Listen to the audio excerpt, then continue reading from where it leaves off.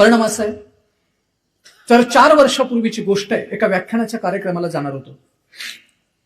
संध्याकाळी 7 वाजताचा कार्यक्रम होता.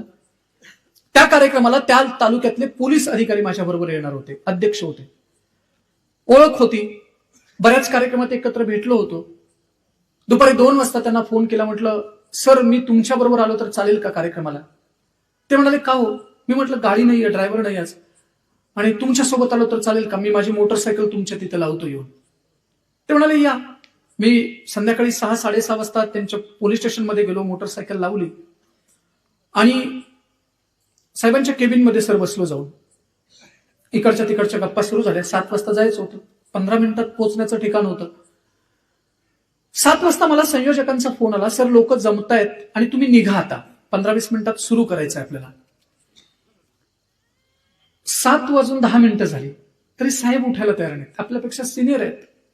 आपण कसं म्हणायचं की पटकन चला साहेब मला फोन येतोय. 7:15 झाले. परत एक मेसेज पडला, सर निघालात का म्हणून. मग थोडं दचकत साहेबांना विचारलं, साहेब संयोजकांचा मेसेज आलाय, फोन देखील आलाय, काही अडचण आहे का निघायला? तर ते म्हणाले, मला देखील 2 मेसेज पडलेत सर. एक छोटीशी केस आहे, ती केस आपण सॉल्व्ह करूया आणि निघूया. मी म्हटलं ठीक आहे. समोर जी बेल होती ते त्याने बेल मारली. पलीकडच्या केबिनमधून एक पोलीस इकडे आले. साधारण 18-19 वर्षाची एक मुलगी, तोंडाला ओढणी बांधलेली. 23-24 वर्षाचा मुलगा असेल, जीन पॅन्ट, टी शर्ट. मुलाकडे बघितल्या लक्षात आलं, 5 रुपये कमवायची लायकी नाही या पोराची. बापाच्या जीवावरती मोठं झालेलं पोरग आहे. साहेबांनी माझ्या समोर त्या मुलीला प्रश्न विचारला, दीदी काय अडचण आहे ग? ती म्हणाली की साहेब आम्ही घर सोडलंय, आमच्या आई वडिलांना बोलवून घ्या. साहेब म्हणाले, बाळा 7:15 वाजले, तुझं घर 40-45 किलोमीटर अंतरावरती आहे, मध्ये जंगल आहे, यायला अडचण आहे. तुझ्या घरी फोन लावला, वडील घरी नाहीत तुझे, आईनं फोन उचलला, वडील कुठेतरी बाहेर आहेत.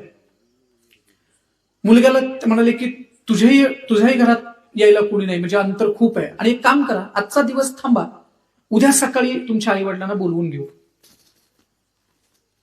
ती मुलगा आणि मुलगी बाहेर गेली, काहीतरी एकमेकांसोबत बोललीत आणि परत आलीत.